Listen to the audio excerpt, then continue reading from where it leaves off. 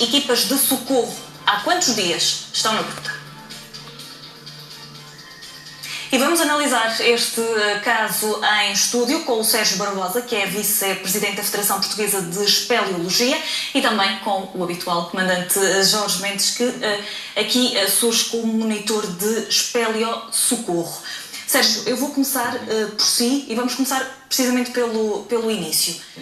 Qual é a condição do ar e da água neste local onde se encontram estes jovens, este grupo? Boa noite. Não conheço em específico a gruta em si.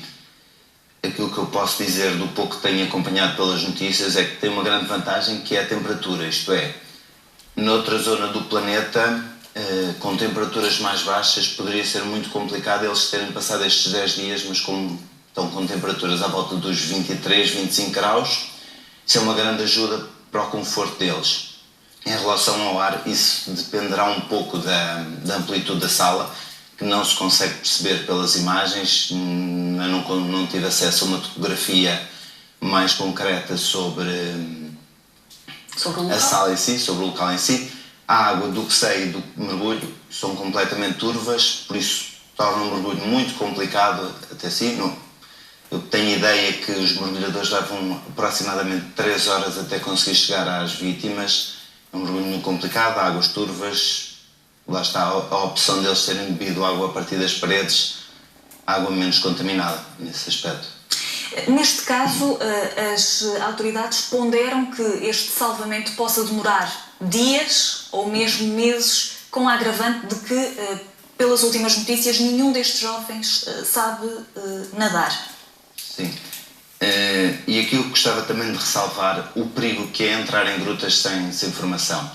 E foi um bocado isto que aconteceu, que é, sempre que entrem em grutas, procurem informação, sei da Federação Portuguesa de Espeleologia, seja onde for, nos clubes, para poderem ter formação e pessoas com formação sempre que entram numa gruta, porque estas situações podem acontecer também cá em Portugal. Concretamente sobre o salvamento, do que eu tenho visto, eles estão a ponderar 3 soluções. Uma é perfurar até à sala onde estão.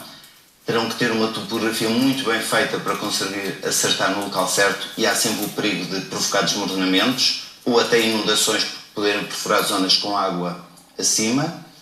A segunda solução que se fala é drenar, mas estamos a entrar na época das monções e vai ser muito complicado conseguir drenar o suficiente água para se conseguir passar a seco. E a terceira, que é aquela que se fala mais, é ensinar estas crianças a mergulhar.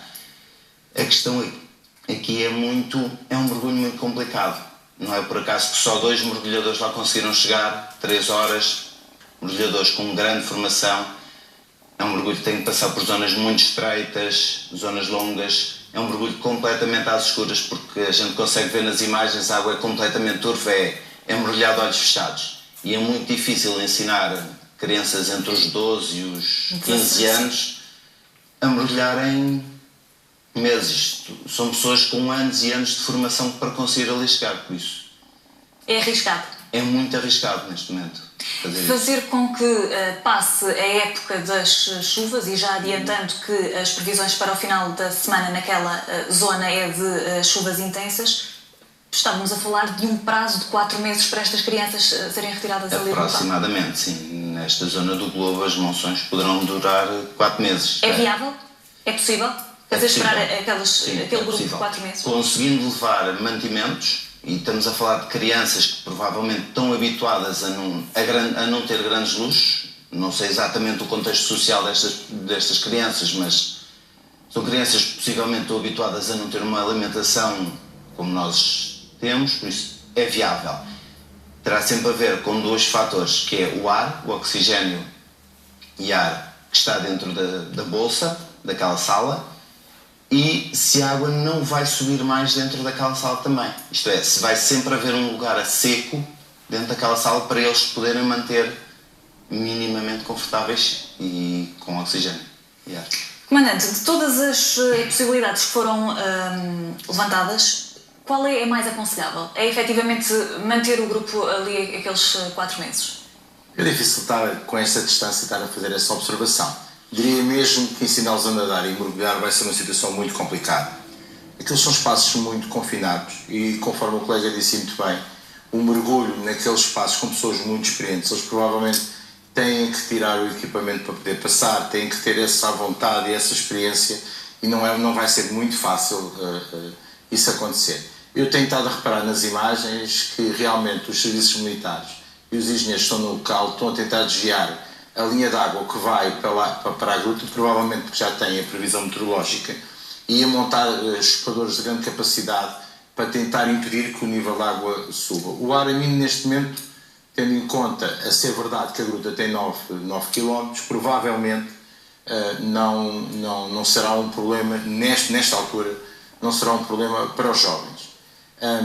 Queria ressalvar também o seguinte, já agora, a calma que as crianças tiveram. 9 dias dentro de uma gruta em que se perde a noção do que é dia e o que é noite e o número de horas, e provavelmente com pouca luz ou mesmo sem luz, é algo que se pode tornar assustador para um adulto. Quanto mais para uma criança. Estas pessoas estão completamente às escuras. Completamente às escuras. Se não chegaram com iluminação nenhuma, estão completamente às escuras e perdem completamente a noção do que é dia e do que é noite, com uma situação extremamente grave, que eles não sabem se está alguém à procura deles ou não é? Porque eles estão isolados, não há essa noção. E a calma que as crianças demonstraram quando chegaram os primeiros mergulhadores é algo extraordinário. A segunda questão é eles próprios beberem água das paredes. A gruta é calcária e, portanto, a ser verdade aquilo que se vê, existe uma floresta por cima da gruta, o que quer dizer que não existem terrenos agrícolas. Provavelmente os lençóis freáticos não estão contaminados e, portanto, a água que é filtrada através do calcário é aquela que sai das paredes. E, portanto, ter esse discernimento, não beber aquela água turva que está a 1 metro deles e beber água das paredes, é algo que também me deixa extremamente perplexo, porque provavelmente nem muita gente pensaria em fazer isso. As crianças provavelmente precisam neste momento já devem estar a ser alimentadas, eu não sei se eles tinham algum alimento com eles ou não, mas 9 dias são 9 dias. Vai ser uma tarefa muito complicada. Não lhe posso dizer, e esta distância muito menos, qual é que vai ser o plano que eles irão pôr em prática. A perfuração é uma hipótese. Segundo disseram, chegaram 2 técnicos que estiveram no Chile, portanto já têm mais ou menos uma experiência, mas é muito complicado, é mesmo muito complicado. Portanto, vamos ver nos próximos dias. Eu diria mesmo que esse resgate vai levar alguns meses, sim. Sérgio, fazendo a analogia e já pegando nas palavras do comandante com o caso do Chile, do seu ponto de vista, qual é a situação mais favorável? É esta da gruta ou foi na mina? São situações diferentes, isto é, na mina temos mineiros que estão habituados a viver numa mina, a ter parte da vida no escuro. As minas normalmente já têm zonas com mantimentos para situações destas e, em muitos casos, são pessoas que até já têm formação para este tipo de acidentes. E tinham mantimentos. Aqui estamos a falar de crianças que, não sabemos, talvez já tenham entrado algumas vezes nas grutas, mas não são espeleólogos, não são pessoas com o hábito de estar na gruta, viver na gruta, de ter esta habilidade de se manter confortáveis. São situações muito complicadas. A favor, são crianças e as crianças são sempre muito mais moldáveis neste aspecto. Olhando para as imagens que estamos a ver, as imagens maiores, precisamente estas em que as crianças estão sentadas, como classifica esta zona onde eles estão concentrados? Embora nós também não consigamos ver muito. Vemos água, não é? Sim, claramente. Sim. Pois, não conseguimos perceber muito se há mais espaço para cima, se há um sítio onde eles consigam pôr mais confortáveis, onde eles consigam deitar, onde eles consigam permanecer mais dias ou até meses. Vamos supor que é só esta zona onde eles estão concentrados. É preciso encontrar aqui um plano B para encontrar espaço também para eles terem outro tipo de conforto, se é que conforto podemos aqui chamar. Poderá haver sempre a possibilidade de levar algumas boias e de ganhar algum espaço por cima da água.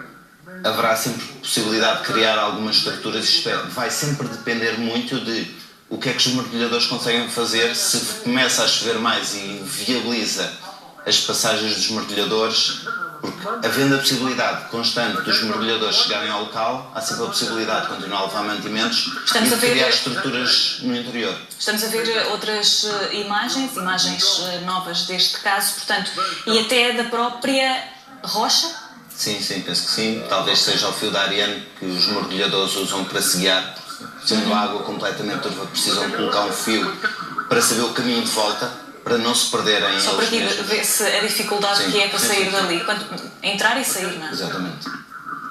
Há pouco eu vou pedir à Regi que coloque uma infografia que dá para termos mais ou menos a noção do espaço. Portanto, temos ali a entrada e depois temos duas zonas assinaladas a amarelo, que são duas zonas que estão completamente inundadas. E depois temos aquela zona azul, que está sinalizada a azul, que é onde está o grupo, portanto, e que está a 1 km abaixo da terra, da superfície. Esta zona, ou seja, olhando para este desenho, Sérgio, o que diria? Partindo daqui e do pouco mais que vi, com zonas de sifões, zonas apertadas, lá está, repetindo-me um pouco, ensinar as crianças neste curto espaço de tempo a mergulhar é muito complicado, é uma distância muito grande. Como tinha falado há bocado, são 3 horas de mergulho para mergulhadores muito treinados, com muitas horas de mergulho em cima, e fazem 3 horas. Ensinar crianças destas a estarem 3 horas a mergulhar é muito complicado, me parece. É uma missão muito difícil, não é? É uma missão complicada, tem que ser muito bem planeada. Eu estou convencido. De que forma é que se consegue retirar a água daquelas zonas que estão assinaladas a amarelo? Não, é muito complicado, é mesmo muito complicado. Mesmo com os índices chupadores que nós vimos, é complicado. Eles vão diminuir, provavelmente é o caudal existente para que com a chuva não haja uma subida da água dentro da gruta. Mas é muito difícil, diria mesmo que não se torna uma tarefa impossível, mas que vai ser mesmo muito complicado essa situação a ocorrer.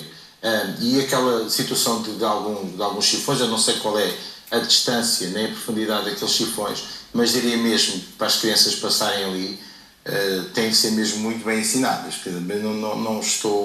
Não estou a ver que elas consigam efetivamente fazer aquele percurso, tendo em conta que os próprios mergulhadores ingleses disseram que tiveram imensas dificuldades em chegar lá. Portanto, são pessoas muito experientes, que estão habituadas a fazer mergulho em espaços confinados, que tenham a vontade e a calma se ficarem presos em água turva para não se desorientarem, coisa que uma criança não é muito fácil e isso acontecer. Eu acho que a primeira situação que nos dá a nós algum alento, e às crianças também, foi ter-se conseguido passar uma via de comunicação.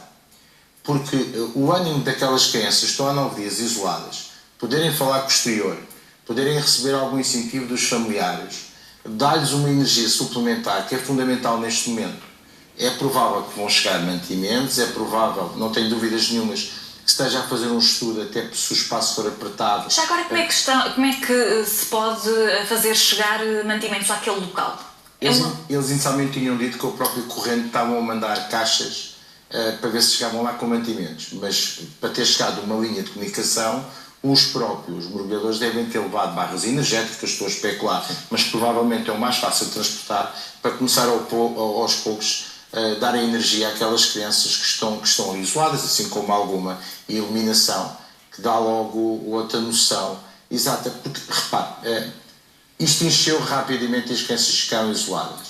Eu faço ideia, uma criança no escuro, a ouvir o barulho, sem ver o que está a passar, o pânico não deve ter ocorrido, porque nós quando não vemos, pensamos em tudo. Será que isto vai alagar tudo? Será que não vai? Será que vai desabar? São pessoas que não têm muita experiência. De uma idade mínima de 11 anos. Exatamente, é muito complicado. E portanto, eu ter estranhado a calma das crianças, ao verem chegar os mergulhadores e querem sair dali, que é óbvio, e é extremamente normal que isso aconteça, mas uma calma muito fora do normal, diria mesmo, o que é bastante admirável, sim. Sérgio, esta é a consequência mais trágica, impensável, que é entrar em locais que não se conhece, não é? E que não são propriamente estáveis. Neste caso, mostra isso mesmo, não é? Sim.